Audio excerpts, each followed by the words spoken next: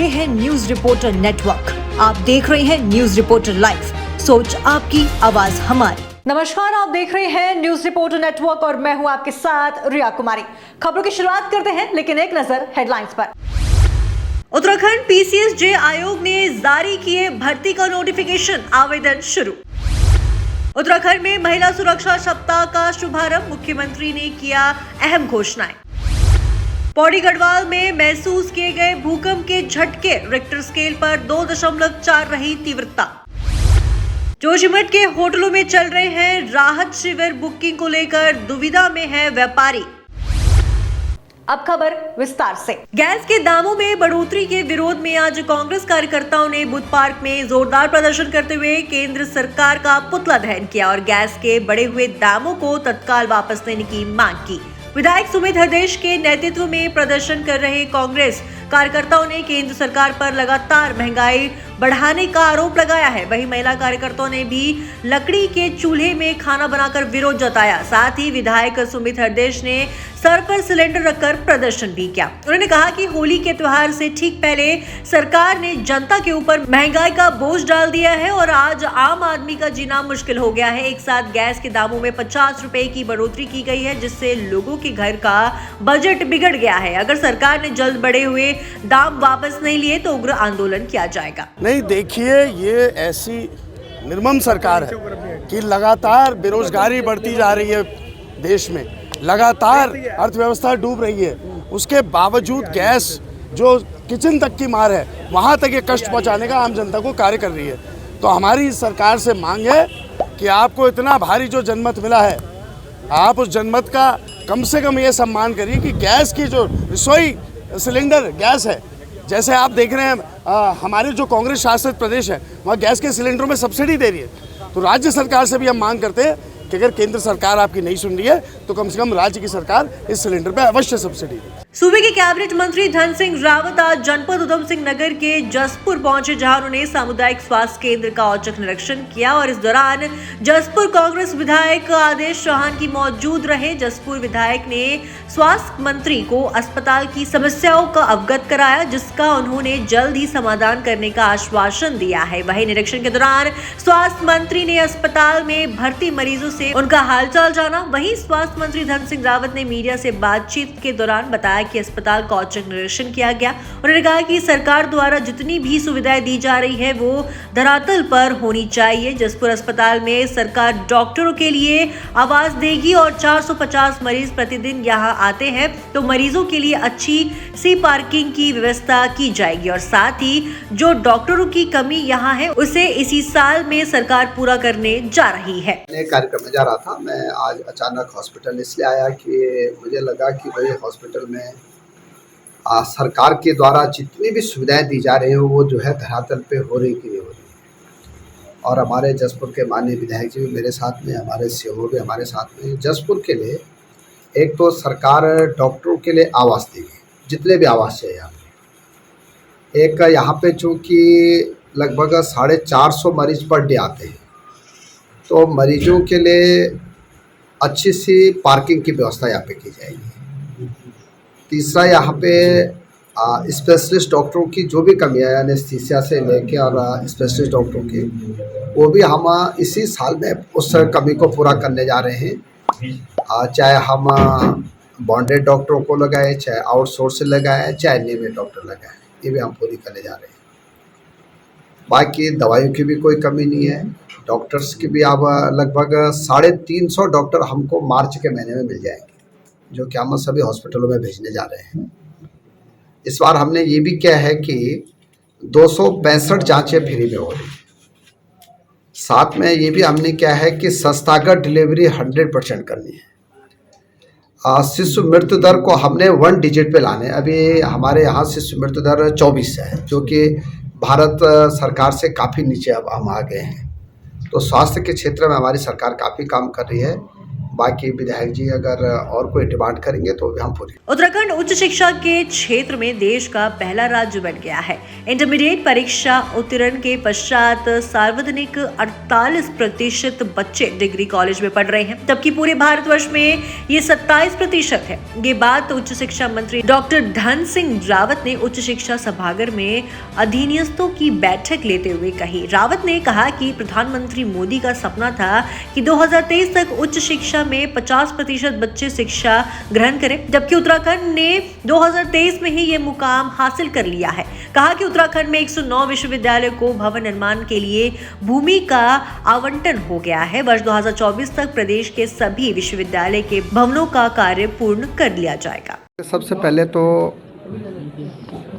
हम अपने प्रदेश में 25 नए मॉडल कॉलेज बना रहे हैं और ये मॉडल कॉलेज ऐसे होंगे कि यहाँ छात्रावास भी होंगे, ई ग्रंथालय भी होंगे, खेल का मैदान भी होगा, पूरी फैकल्टी होगी और NEP 2020 में हम पूरे देश में ये पहला राज्य है कि जो कि 25 नए मॉडल कॉलेज अपने राज्य में स्थापित कर रहे हैं। दूसरा हमने कहा है कि शिक्षा विभाग को कि हर डिग्री कॉलेज में एंटी ड्रग कमेटी बनानी है, क्योंकि 2025 तक हमको उत्तराखंड को ड्रग फ्री राज्य करना है। तीसरा हमने अपने शिक्षा विभाग को निर्देश दिए हैं कि हर डिग्री कॉलेज में G20 के एक कार्यक्रम करना अनिवार्य है। चौथा हमने अपने कॉलेज में कहा है कि एक प्रदेश, एक प्रवेश, एक परीक्षा, एक परिणाम, एक चुनाव और एक दीक्षा। इस पे हमको काम करना है ताकि समय पे बच्चों की परीक्षाएं हो जाएं, समय पे रिजल्ट आ जाए, समय पे दीक्षांत समारोह हो जाए और पूरे प्रदेश में एक नज़ीरे बने कि भाई उत्तराखंड राज्य में उच्च शिक्षा में बहुत इनोवेटिव काम हो रहे हैं। एक हमने अपने उच्च शिक्षा में एक नया प्रयोग ये कर रहे हैं कि कोई भी बच्चा अगर अभी तक माँ बाप उस पर सब्जेक्ट होते हैं कि बेटा साइंस ले लो या कॉमर्स ले लो या कृषि ले लीजिए, अब बच्चे को खुद ही चॉइस करना पड़ेगा कि उसको कौन सा सब्जेक्ट लेना है।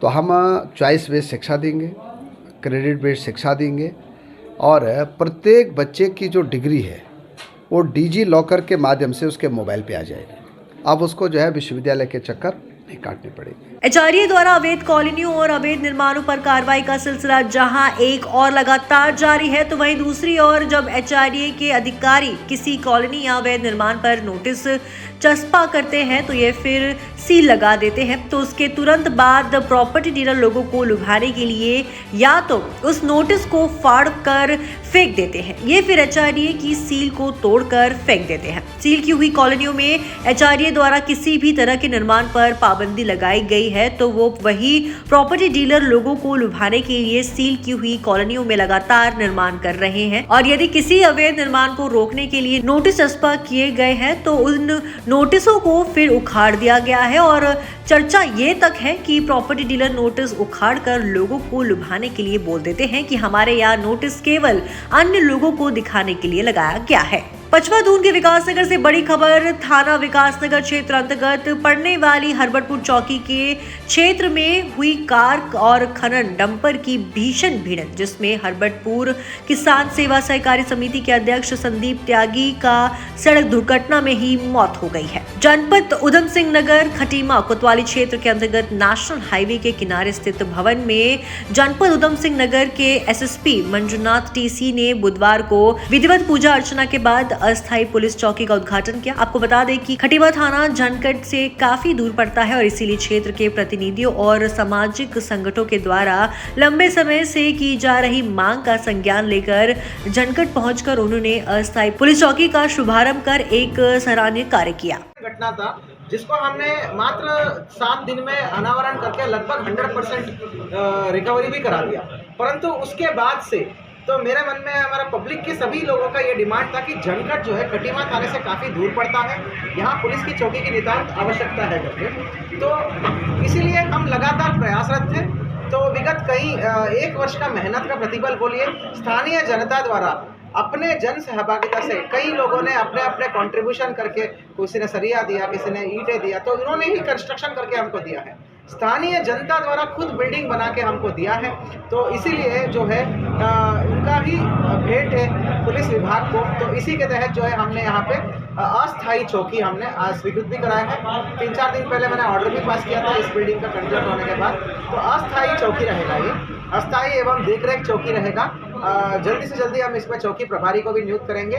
तो जनकट और आसपास के गांव जो हल्का जनकट पड़ता था, हल्का जनकट जो कोतवाली कटिमा में पड़ता था, उनके लिए एक चौकी का आ गया है। बहुत ही स्वागत है, बहुत ही एक अच्छा एक उपलब्धि है। बाद में स्थायी भवन जब मिलेगा, स्थायी भूमि अस्थायी भवन जब मिलेगा, उसको बृहद आकार में हम चौकी के रूप में हम डेवलप करेंगे। उस समय हम रिपोर्टिंग चौकी भी बनाएंगे।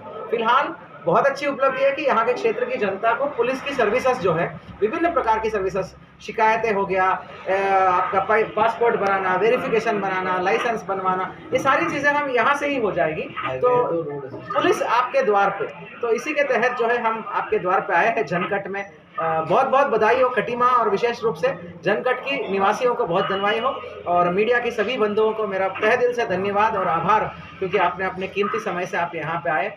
पुनः एक बार हमारी पुलिस टीम को, स्पेशली खटीमा की जो एसएसआई है, एसएचओ है, सीओ है, स्थानीय जनकट की प्रधान है और जन समुदाय है, हमारा व्यापार मंडल है, इवन काफ़ी रिलीजियस ऑर्गेनाइजेशन ने भी कुछ सहयोग दिया है, उन सभी को मैं पुनः एक बार आभार व्यक्त करता हूं। हरिद्वार एसएसपी अजय सिंह द्वारा कोतवाली लक्सर का वार्षिक निरीक्षण किया गया। वार्षिक निरीक्षण की शुरुआत में सेरेमोनियल गर्द की सलामी लेने के पश्चात अजय सिंह द्वारा थाना भवन और कार्यालय का बारीकी से निरीक्षण कर महत्वपूर्ण राजकीय अभिलेखों की जांच की गई। मेन उद्देश्य रहता है कि थाने की जो साफ़ सफाई है, व्यवस्थाएं है, वो चुस्त दुरुस्त हो जाए। साथ ही साथ जो थाने के रिकॉर्ड्स हैं वो भी चेक हो जाएं कि सभी एंट्री है कि नहीं है उसमें, जो सालाना जो हमारे अपराध होते हैं या अन्य जो एंट्री करते हैं, और जो कमियां मिलती हैं उसमें सुधार के लिए निर्देश दिए जाते हैं जिससे कि वो पूरे किए जा सके। तो अभी भ्रमण जो किया गया देखकर अभी साफ़ सफाई और व्यवस्थाएँ ठीक लग रही है। अब रिकॉर्ड्स वगैरह भी चेक करके अगर कोई कमी निकलती है तो उसको निर्देश दिए जाते हैं पूरा करने के लिए। और साथ ही साथ इसी बहाने जो है यहाँ पर कर्मचारियों से मिलकर उनका एक सम्मेलन भी होता है, उनकी समस्याएँ भी सुन ली जाती है। तो ये उद्देश्य ही था वार्षिक निरीक्षण का। अभी ये चूँकि अभी जारी रहेगा, इसका जो भी कमियां या कोई सुधार की गुंजाइश होगी उसके संबंध में निर्देश दिए। तो आज के इस खबर में बस इतना ही। देखते रहिए न्यूज रिपोर्टर लाइव। धन्यवाद।